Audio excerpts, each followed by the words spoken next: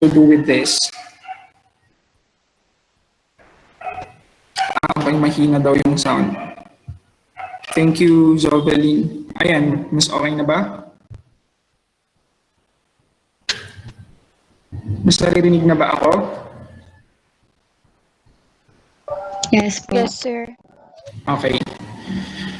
So your first module has to do with philosophy of education. So probably hindi ito yung unang pagkakataon na narinig niyo na yung philosophy of education. And probably some of you are wondering, what is the connection of philosophy, diba, to education? So your module objectives. So first one is define what is philosophy of education. So by this time, because you're done with your module, you are already expected to be able to define what is to be able to define philosophy of education. Kasi tapos na kayo sa module, and that is one of the objectives of the module. Do you think you can already define philosophy of education, people? Kaya niyo na bang i-define? Next is summarize at least 5 philosophies of education and draw their implications to teaching. So another objective. Determine your own educational philosophy and formulate your own philosophy of education. So given that these are the module objectives, I am expecting, diba, and you should also expect it from yourself, that you can already do these things. Diba? Ganun dapat kapag self-paced yung learning. You should always go back to the objectives and you ask yourself, are these objectives met? So if not, diba, probably you need to do more, you need to exert more effort to meet the objectives. Ganun people sa self-paced learning. Okay? Okay, so let's start with the question, what is philosophy? Okay, kung kayo yung tatanungin ko, how would you define philosophy? Anyone?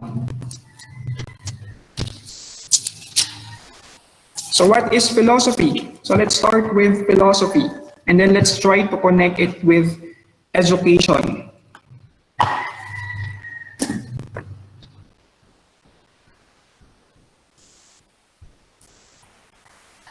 Anyone? Philosophy is the art of knowledge. Okay, let's have RJ first and then Earl. RJ. Sir, philosophy is the study of knowledge. Okay, so philosophy can be the study of knowledge. How about you, Earl? You were saying? Sir, same rin po. Study of knowledge po. Okay, study of knowledge. Probably you're just dealing with, diba? You're only referring to one branch of philosophy. Philosophy is very broad. Anyone who would like to add to what RJ and Earl said? How about you, Michelle? Okay, according to Princess, philosophy is the Sir? love of wisdom. Michelle, how do you understand the term philosophy? Philosophy po, sir. Yes.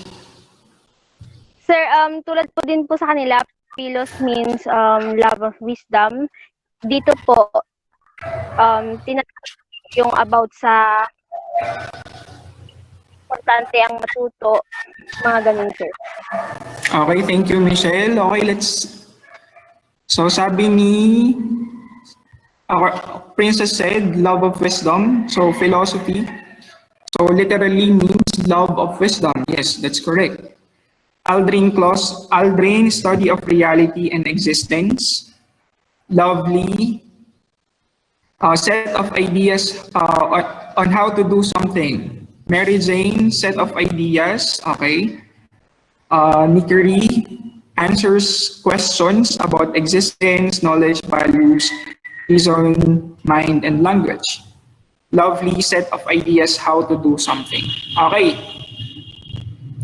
So, in your module, di ba may mga present na mga definitions ng philosophy. And some of these are the study of ideas about knowledge, truth, the nature and meaning of life, etc. So, tingnan nyo, may etc. dun ha. So, philosophy is not limited to the study of knowledge, truth, nature, and meaning of life. So, actually, philosophy, sabi ko nga kanina sa inyo, ay very broad siya. So, it's not limited to these things ha. Take note, people. Next, set of ideas about how to do something or how to live. Okay, so probably nagkakaroon na kayo ng idea ano ba yung connection ng philosophy to education. So sabi rin, one of the definitions of philosophy is set of ideas about how to do something, how to do teaching, di ba? Or how to live. Kaya minsan, di ba, when you were asked to introduce yourself, sometimes you were also asked to mention or to say your philosophy in life. Okay, so set of idea on how to live. Another is a pursuit for wisdom.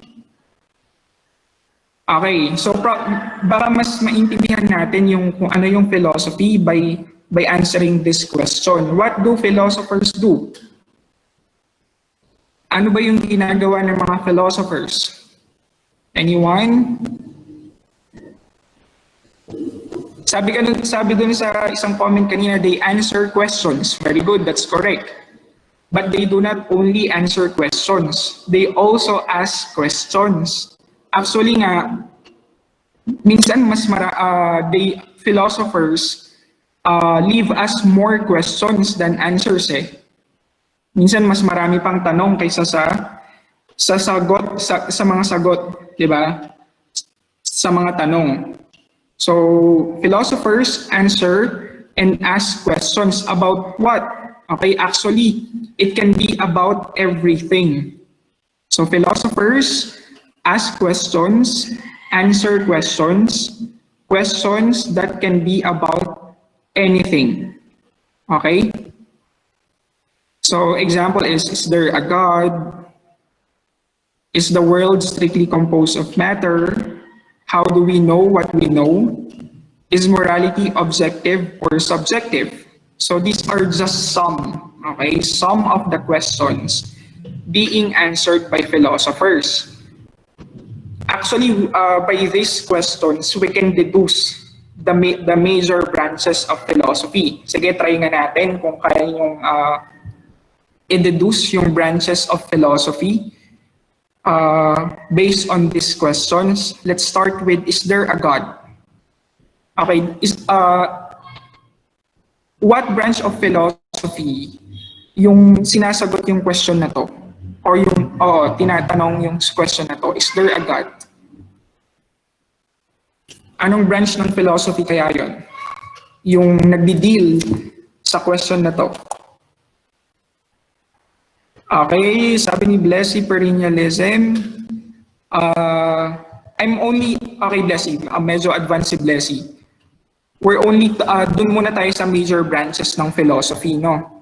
Wala pa tayo sa philosophy of education. Okay, may nagsabi, ontology. Why ontology? Wait, let me see kung sino yun. No worries, Blessy, okay lang. Princess, why ontology? Sir, kasi it talks about the existence of something or someone. Okay, thank you. Very good, Princess. It's a question. Ontology deals with these kinds of question about existence, ganyan. So, is there God?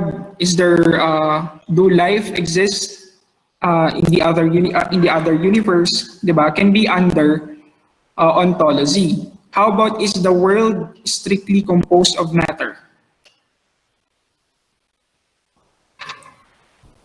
Anong branch of philosophy? What branch of philosophy deals with this question? Is the world strictly composed of matter? Is the world strictly composed of matter? So sabi ni Princess, the question, is there a God? is a question answered in ontology, a branch of philosophy that deals with existence. How about this? Is the world strictly composed of matter? Anong branch of philosophy yung nagdi-deal sa question na to?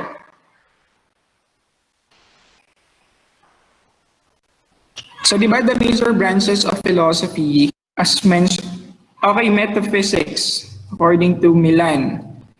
Specifically, cosmology, yes, you are correct. Earl, is the world strictly composed of matter? And the questions, is the world strictly composed of matter and is there a God? Are questions, di ba, that are being dealt with by metaphysicists. So yung is there a God, so that's ontology. Is the world strictly composed of matter? That is cosmology. So it has something to do with the universe. So questions regarding the universe is dealt with cosmology. How about is morality objective or subjective? Anong branch of philosophy yung nagdi-deal sa question na yan? Is morality objective or subjective? So the clue there is morality. Okay, ethics. Yes, you are correct, ethics. How about how do we know what we know? What branch of philosophy deals with the question, how do we know what we know? Okay, so that is very good, epistemology. So those are some of the questions that are asked and answered by philosophers. Actually, ang dami nilang tanong. Okay, thank you so much for your responses. Yes, epistemology deals with, so as the term suggests, di ba, episteme or episteme means knowledge, logos means study. So epistemology is the study of knowledge. So it answers the questions, how do we know what we know? What is knowledge? How do we acquire information? So, etc. So ethics answers the questions, is morality objective or subjective? What makes an action right? What makes it wrong? So ganun yung mga sinasagot ng ethics. Sa cosmology naman, so one example is the world strictly composed of matter? Is there a life in other planets? So those are some of the questions answered in cosmology. In ontology naman, is there a God? So about the existence of God. So and probably about the existence of other beings like angel, ganyan. And it can also be about the existence of human beings. So these are the major branches of philosophy. Metaphysics, under metaphysics are cosmology and ontology. And then other branch, major branch is epistemology and axiology is the major branch. Under axiology are ethics and aesthetics. Hindi ko na ilagay yung aesthetics, but aesthetics has to do with beauty. Okay, and appreciation of beauty. So it answers the questions like what is beautiful and what is not. Okay, so something like that. Okay, it is said here by that to philosophize is so essentially human. And in a sense, to philosophize means living a truly life. So who wants to explain this quotation from J, how do you pronounce this?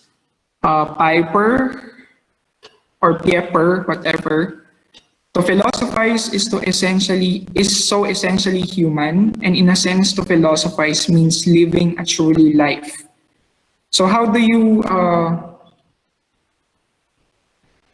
who would like to explain this quotation? So to philosophize daw is so essentially human. What does it mean? Anyone?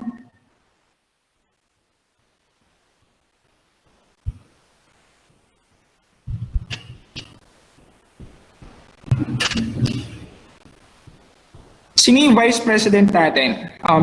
Mr. or Miss Vice President? Can you explain this quotation? Mr. Vice President, how do you understand this quotation from J. Piper or Pieper? To philosophize is so essentially human, and in a sense, to philosophize means living a truly life. Ano sa tingin mo yung ibig sabihin nito?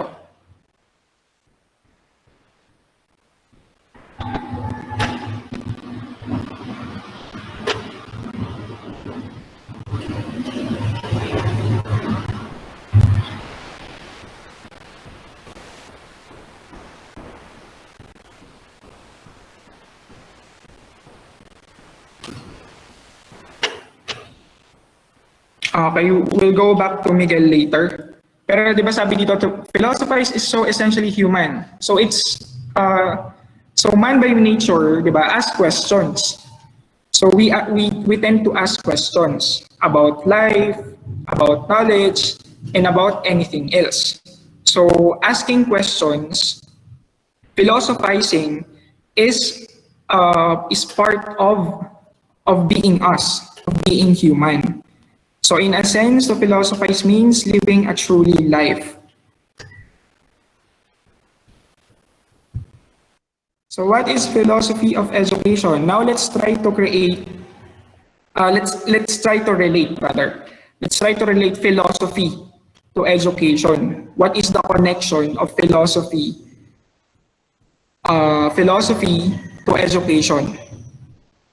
So maybe we can, so I have, sabi dito, I will go back to that quotation later.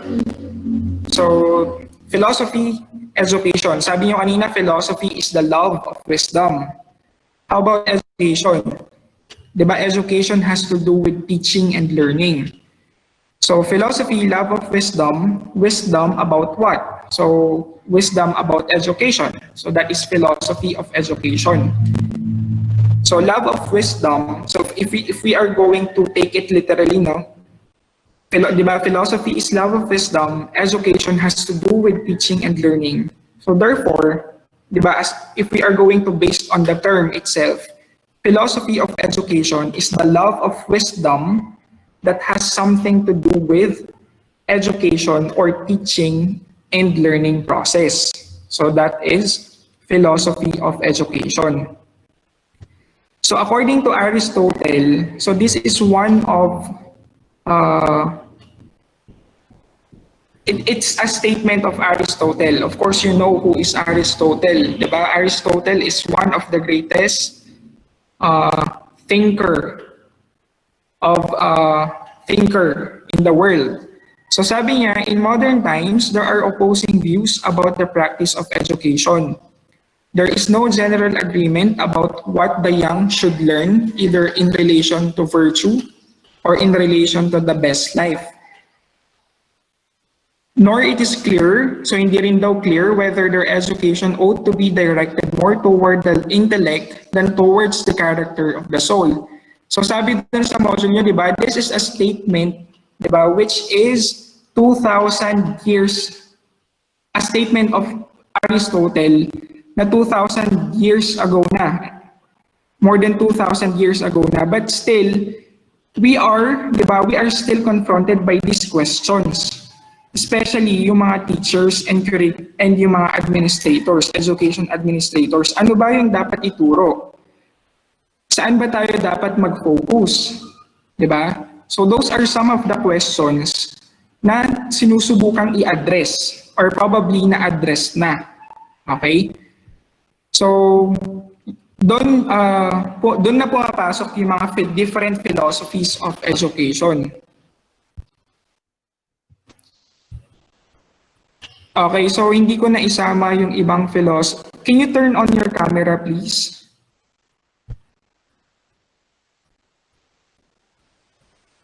Ayan. Thank you. Ayan, paki-turn on na lang siya, no? until the end of our discussion. Medyo napaparanoid kasi ako eh. Because I would like to be triggered by my audience eh. It's very difficult for me to talk without the participation of my audience. That's why I'm really struggling here, people. Okay, so going back, sige, balik tayo. Sige, I would like to know more about this quotation. And I would like to know how do you understand this quotation. Diba, hoping that it will your insight, diba, will shed some light. Ayan, to philosophize is so essentially human. And in a sense, to philosophize means living a truly life. Diba sabi natin kanina, philosophers answer questions. They also ask questions. Questions that that can be about anything. And then, so there is this quotation saying, to philosophize is so essentially human. So what does it mean?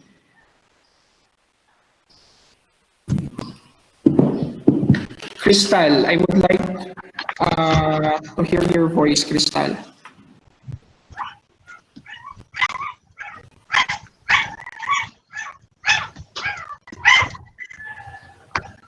Okay, let's have Victoria instead.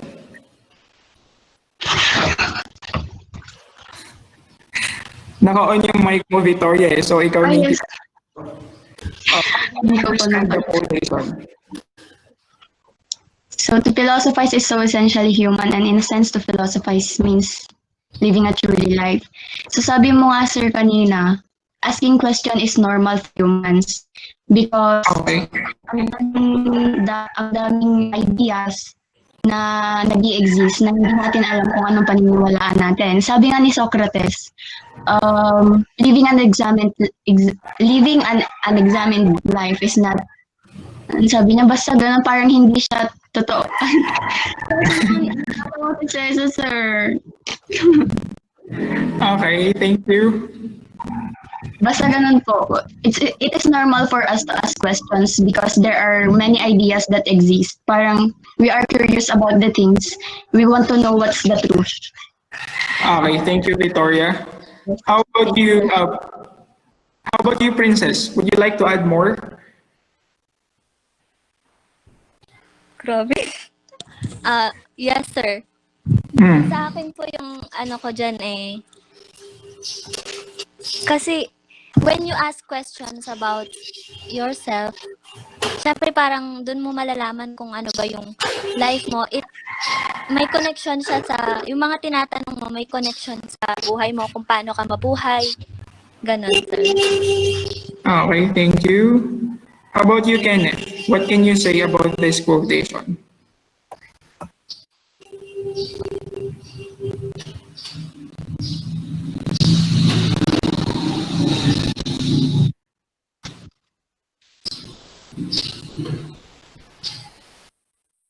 Yes, I can hear you.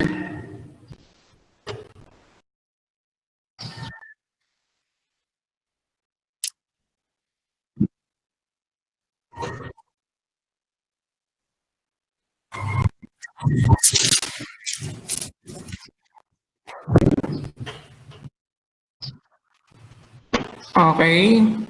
So, thank you, Kenneth. So, you guys are right. So, di ba, sabi ko nga rin kanina, sabi niyo rin that asking questions is part of life.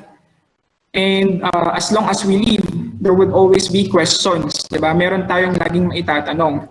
So, as a teacher, di ba, we have, for you as future teachers, you might have different set of questions compared to other people. So, pwedeng tinatanong niyo sa sarili niyo, do I parang meant ba akong maging teacher? And other questions, di ba? So that's a part of life. It's asking questions, philosophizing is being human. Okay? So now let's move on to philosophy of education. So sabi ko kanina, I tried to relate philosophy, di ba, to education a while ago. So if we are going to take, di ba, the two terms together, di ba, philosophy literally means love of wisdom. Tama ba ako? And there's a difference between wisdom and knowledge. Take note, people, ha? Ano ba yung pagkakaiba ng wisdom sa knowledge? May pagkakaiba or pareho ba ang wisdom sa knowledge? Lovely.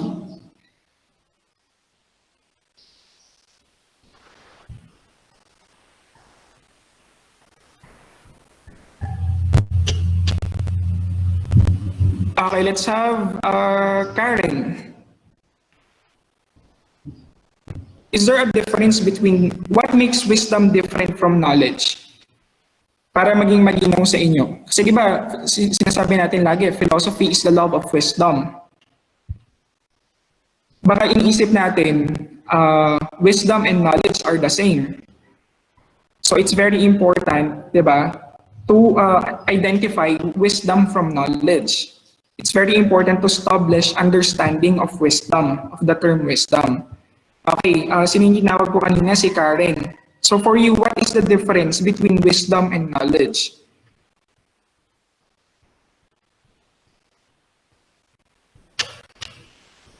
Siguro mahina yung signal ni Karen. So let's have any volunteer. Earl, you opened your mic. I guess you want to talk. Yes, sir. Yung wisdom po is naturally na meron na sa tao. And then yung knowledge can be learned through experience or through teaching po. Okay. Yung wisdom ay innate sa tao. Parang ganun yung gusto mo sabihin. While knowledge can be Learn po and learn by experience po or by teaching by others. Or learning from others. learning from others. Thank you, Earl. Do you agree with Earl? People, Crystal, do you agree with him? Sir, para po kasi sa akin is yung knowledge.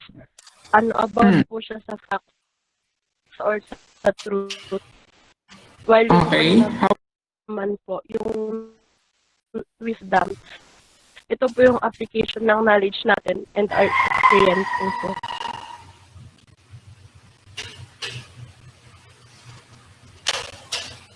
Ay, na-mute si ano. Okay, so it's getting na natin yung mga messages na. Sagot ako. Okay. Okay.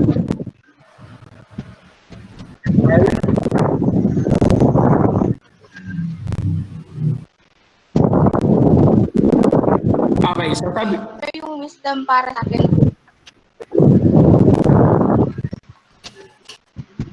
Karen, please turn off your mic. Or if you want to say something, just keep it on and say it. Sir, sa tingin ko po yung wisdom po yun po yung pagiging wise po. Di ba po pag nag-pray po tayo, hinihingi po natin yung wisdom. Tapos po yung knowledge po parang yung data lang po na nag-gather. Okay, thank you, Karen. So sabi ni Marcel, wisdom is something deeper. Sabi ni Victoria, wisdom is how will you use knowledge. Elijah said, for me, knowledge is gained from other and wisdom is the application of it. According to Aldrin, wisdom is the application of our knowledge.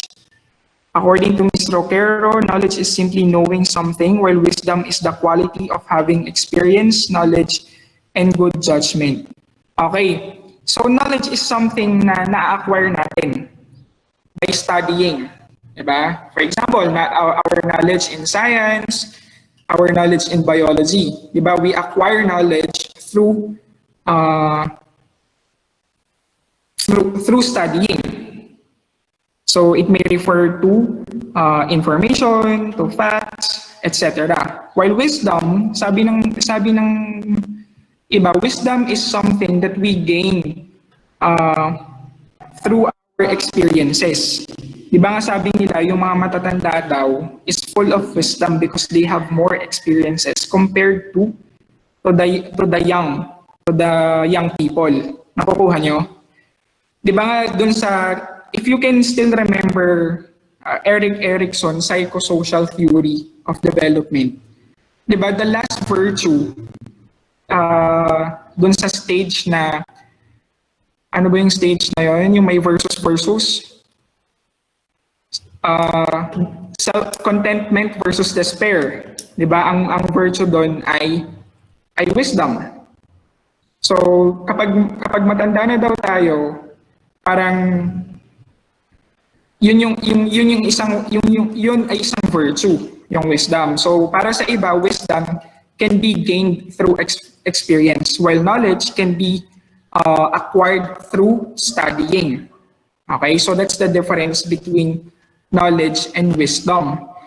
At kapag knowledgeable ka, it doesn't mean that you are wise. Diba? If you're knowledgeable, it doesn't mean that you are wise. So may pagkakaiba yung pagiging wise and pagiging knowledgeable. So philosophy of education, if we are going to, as the term suggests, diba, the love of wisdom, diba, that has something to do with teaching and learning. Okay, may pahabol si Mary Jane. Sabi niya, wisdom is... Okay, deepen one's understanding, knowledge is fact. Okay?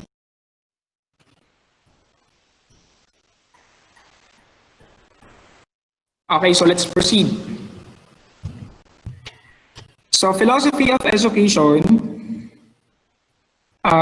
ulitin ko lang as a term suggests, so it has something to do with wisdom or set of ideas or beliefs that has something to do with teaching and learning.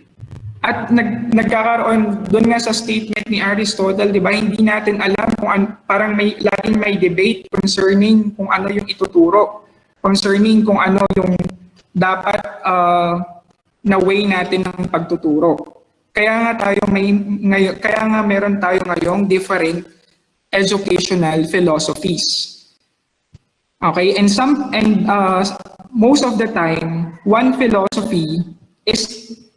the birth of one philosophy is a reaction to another philosophy. For example, yung progressivism is a reaction to it can be considered as a reaction to essentialism and perennialism. So yun naman usually di ba, yung mga theories, yung mga school of thoughts, yung mga philosophies are a reaction to existing philosophies, theories, and school of thought. Okay, let me give you an example para mas maintindihan nyo. So parang ito ay historical perspective regarding this educational philosophies. You may also teach a science using historical perspective.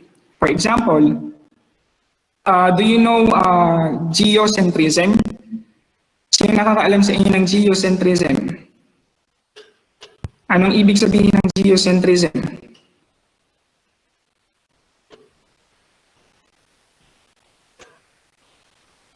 Anyone? Geocentrism is an idea that, ano ba yun?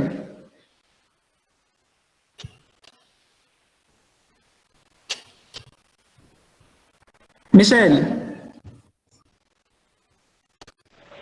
Earth is the center of the universe. Okay, tama si Zoveline. Kapag alam niyo yung answer, open your mic and speak your mind, no people, para mabilis tayo. So Earth is the center of the universe. So before, people believed that Earth is the center of the universe. So that idea is called geocentrism. Okay? So, and then here comes another idea that the Earth is not the center of the universe, but rather the sun. Diba?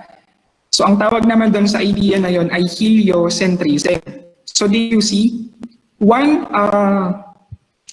theory is a reaction sometimes, or maybe always, one theory or one idea is a reaction to existing ideas or theories. The same with educational philosophies. So, yung reactions to existing philosophies gives birth to other philosophies. So okay, let's tackle one by one. Pero kulang yung nailagay ko. Essentialism, perennialism, social reconstructionism, and progressivism lang. So let's see if you can already define its philosophy. So let's just focus first on these four. So anyone who would like to share what he or she learned about essentialism? Anyone? How do you understand essentialism, people? Very detailed actually yung description sa module niyo ng bawat philosophy, di ba? Essentialism, paano niyo siya naintindihan? Based on your module. Sir, ako. Okay. Sir, yung essentialism is from the word essential or yung mga fundamental na mga knowledge na dapat malaman ng mga students habang bata pa sila to prepare them in adult life. Okay, Mr. Roquero, you're correct. So, ang di ba ang tawag na dito nila ay back to basics, yung essentialism. From the word essential. Okay, sabi ni Lovely, reading, writing daw po yung tinuturo sa essentialism. Do you agree? Reading and writing? Actually, nung time namin, parang isa sa mga definition na present sa amin ng essentialism ay essentialism focuses on the R's. Yung ilang R's ba yun? Reading, writing, arithmetic, shortcut yung arithmetic, and right conduct.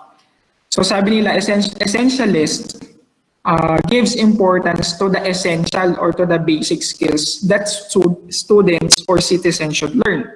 So this include reading, writing, arithmetic, and right conduct. So 4 R's. Reading, writing, arithmetic, right conduct. So essentialism. But now, do you still agree that these are still the basic or essential skills that students should learn? What do you think? Diba dati kasi, ano ba yung goal ng mga tao dati for attending school? Diba there others, diba, yung iba, ang mere goal nila is to learn how to read and write because they don't want to be branded as illiterate. Now, those are the basic skills before. Diba? Reading, writing, arithmetic, right conduct. Diba? No, those are the basic before. But nowadays, ano yun pa rin ba yung mga basic or essential skills that students should learn? What do you think?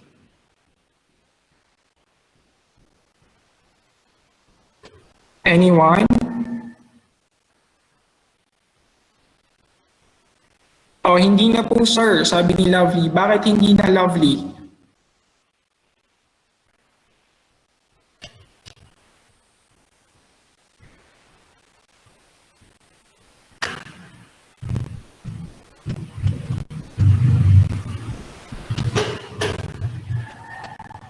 Di ba yun yung konsepto ng essentialism eh? Back to basics. Ituturo yung basics sa mga bata. Ang question ko sa inyo, yung mga basics ba dati, yung mga kinoconsider pang basic dati, are still the basics today? Are still the basic skills today? Would it be enough if we are just going to teach our, diba, students how to read, how to write, how to listen, how to speak, how to solve arithmetic problems? Ito pa rin ba yung mga basic skills until now? So that's just my question. So it's answerable by yes or no. And why yes, why no? Okay, RJ, why? Why no?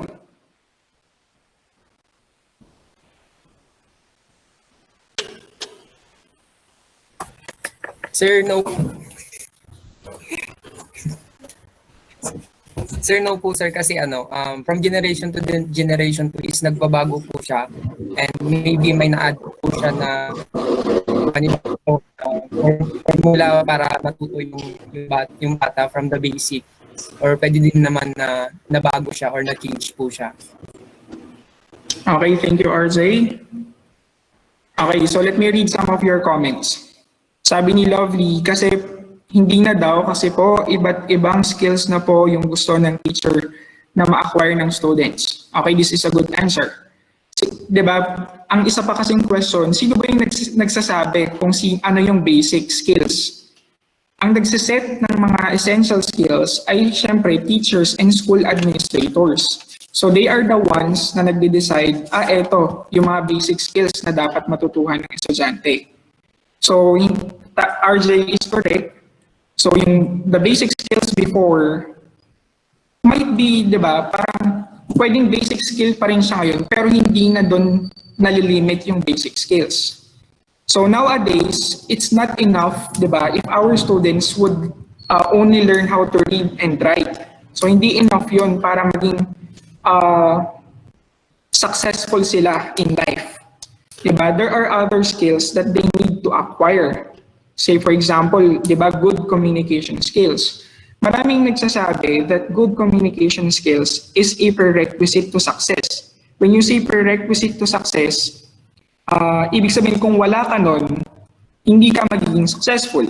So many people consider that good communication skill is a prerequisite to success. So with that, diba, we can say that communication skills is an essential skill nowadays. It's a basic skill. So, okay, let's go back to essentialism. So, kapag sinabi nating essentialism, it would be narrow-minded. Okay? Narrow siya kung i-define natin yung essentialism as the belief that students should be taught how to read, write, and how to solve math arithmetic problems. So that's not the way we should define essentialism, no? Kasi pwedeng noon, yan, tama yung definition na yan. That essentialism, according to essentialist perspective, we should teach students how to read, write, and how to solve arithmetic problems. So before, that can be true. But nowadays, because what is essential, diba, have changed or has changed, nag-iba na rin yung definition ng essentialism. Pero ang gusto ko lang tandaan nyo, pag sinabi nating essentialism, essentialist, kapag yung essentialist believe that students should be taught the essential skills. And ang tanong, sino bang nagsaset o nagsasabi kung ano yung essential skills? Teachers and school administrators. So ibig sabihin, kapag gagawa sila ng curriculum, so i-identify nila kung ano yung mga essential skills. So example, yung Department of Education, they realize that technological and scientific literacy are essential. Ilalagay ngayon nila yon sa ating curriculum, diba? To develop the technological and scientific literacy of students. Okay? So basahin ko pa yung ibang comments. Sabi ni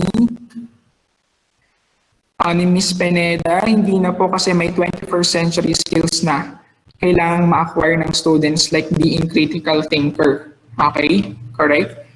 No sir, kasi po we are now living in a digital world. So ang basic skills ngayon connected na po sa digital world. Communication skills, ICT skills, yan na po kasi ang essential ngayon. No sir, kasi po nasa modern generation na po tayo na kung saan may iba't ibang learning strategies para po matuto at mag-grow ang isang student at kanyang skills. Okay, those are correct. Essentialism. So back to basic siya, pero pag sinabing basic, hindi yon reading, writing, at arithmetic lang, and right conduct lang. Okay? So, yung konsepto ng basic ay nagbabago over time. So, let's move on to the next one. And I'll let you explain the other educational philosophy. Perennialism. Paano nyo naintindihan yung perennialism?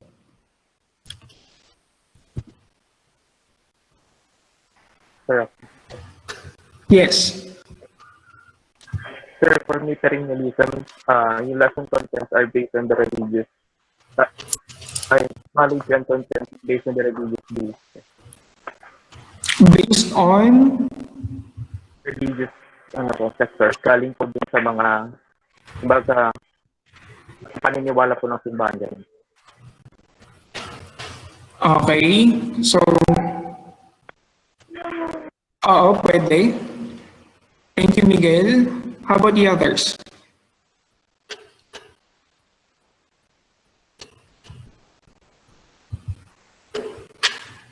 Perennialism people.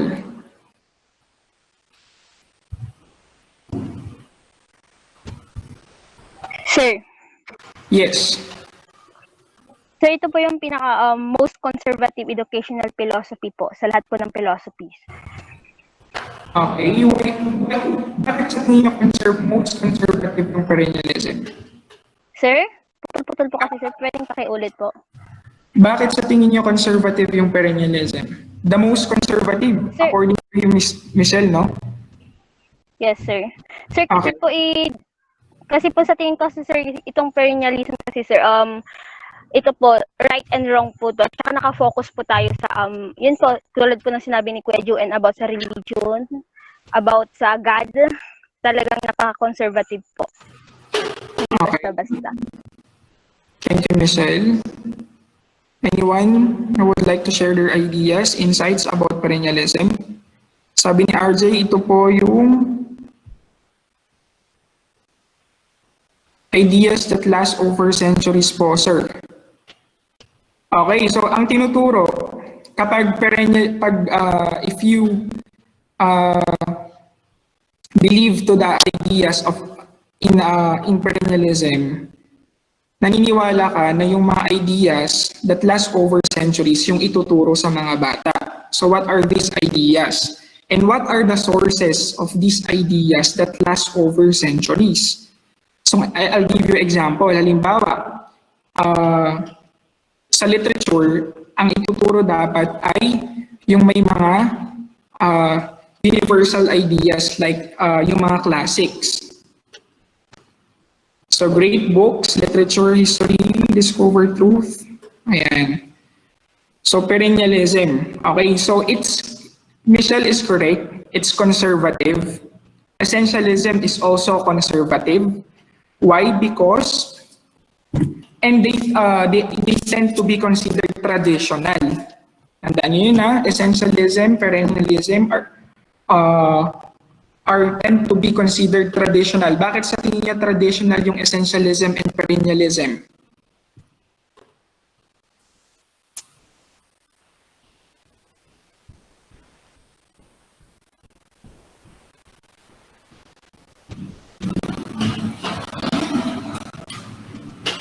What do you mean by traditional kasi?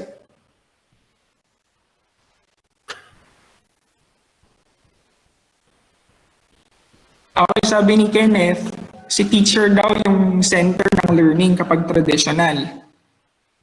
Do you agree?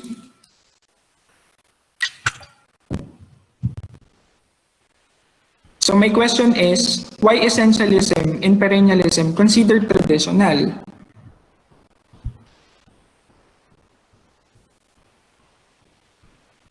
And Kenneth actually answered my question, yes. In essentialism and perennialism, teachers are primarily the center. Okay? It's primarily teacher-centered, essentialism and perennialism. That's why these educational philosophies are often considered traditional. Okay, students are passive, yes, correct, Maricel, passive participants. Okay, teacher-centered. Okay, so now let's move on. So essentialism, basics. And the basics are set by the teacher and educational administrators. And what is basic before ay pwedeng nadagdagan na ngayon. So now let's move on to progressivism. Ano yung pagkakaintindi niyo sa progressivism? Sir, Yes, Michelle. Sir, sa pagkakaintindi ko po ng progressivism, ito po yung learning by doing, sir. Okay? That's one, learning by doing. Yes. Ano pa?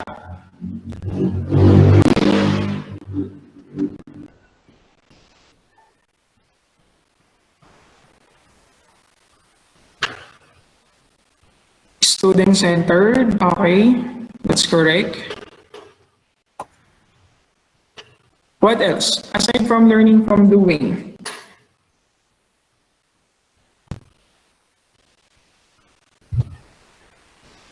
Ayan, expose Sir, ako to... po. Okay, RJ. Sir, yung progressivism po is nakapokus lang po siya dun sa capability ng child po. Then, hindi po siya nagde-defend or nagre-refer dun sa content na tinuturo ng teachers. Okay, thank you, RJ. So, nagda-depend sa...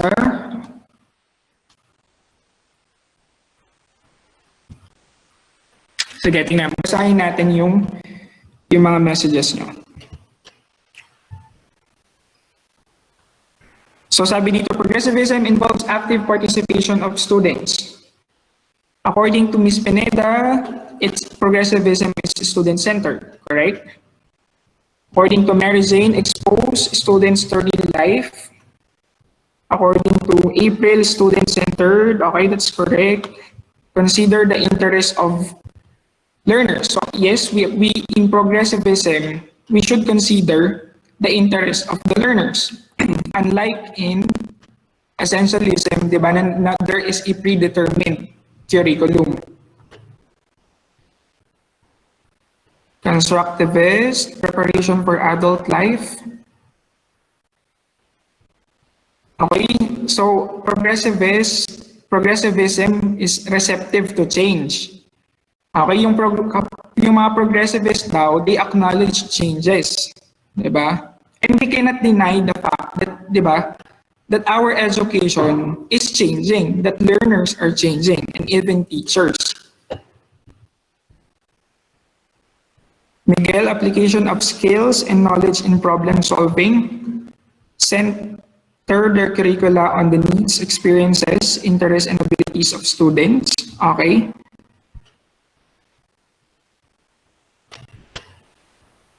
Ayan. So feeling ko, inopen nyo na yung inyong module.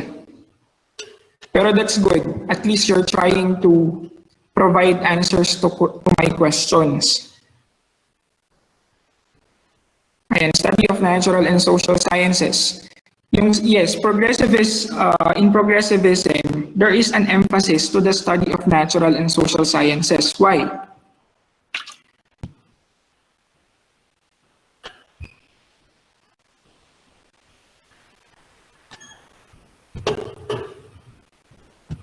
Sige.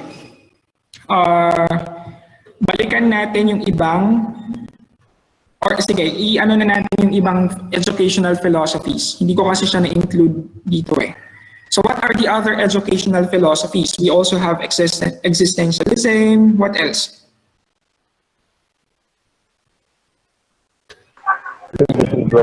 Idealism. Sorry? Idealism, sir. Okay, idealism. We also have realism. So there are so many educational philosophies. Actually, sa LET review, nire-review to lagi eh, yung mga educational philosophies. Pero during our time, parang wala naman nasama sa LET na question about educational philosophies. But we do not know kung sa inyo ay magkakaroon. Kasi yung board of professional teachers ay may item bank sila. Tapos doon sila kumukuha ng questions na ginagamit sa board licensure examination for professional teachers. And there can be questions about these educational philosophies. So you need to understand each philosophy well. Diba? Parang it's not enough to just memorize the definitions of each. Kagaya nga halimbawa ng, 'di ba, essentialism is back to basics. So it's not enough. We, sh- uh, we should you should try to establish understanding of each educational philosophy. So, and its implication to teaching and learning. Okay? Kasi, di ba, parang one of the characteristics of millennial students, yung mga estudyante ngayon, di ba, bakit ba pinag-aaralan yan? Magagamit ko ba yan pag nagturo ako? Di ba? At yung mga magiging estudyante nyo rin in the future might ask you questions like, so for example, in your science class, Sir, kapag ba bibili ako sa tindahan, kailangan ko pa alamin yung properties of matter? Kailangan ko pa bang matutunan yung properties of liquid, yung properties of solid? 'Di ba? Parang yung mga estudyante ngayon, they want acquire knowledge or information that can be applied to real life. 'Di ba yun yung gusto nyo? O yung gusto natin? Especially ng mga estudyante ngayon. So, as you study these philosophies of education, you should ask yourself the question, how am I going to apply these concepts in the world of teaching and learning? So, ang ipapa-activity ko sa inyo, dun sa module nyo, ay ito. So, feeling ko, ay isumpa nyo ako kapag pin-activity ko sa inyo to. Kasi medyo mahirap nga naman siya. Okay, but let's try to, kahit isa lang muna, essentialism lang muna. Let's try to look at the implications of each philosophy to curriculum, to teacher, to learner, and to assessment. Diba kasi kung hindi natin, if we are not going to draw implications, diba, of nung mga philosophies na to, curriculum, teacher, teaching, learning process, ay walang kwenta yung pag-aaral natin ng mga philosophies na to. Okay, sige, isa lang muna and then I'm going to dismiss you and then we'll continue our discussion later. Okay, essentialism. So, ano yung implication ng essentialism sa curriculum?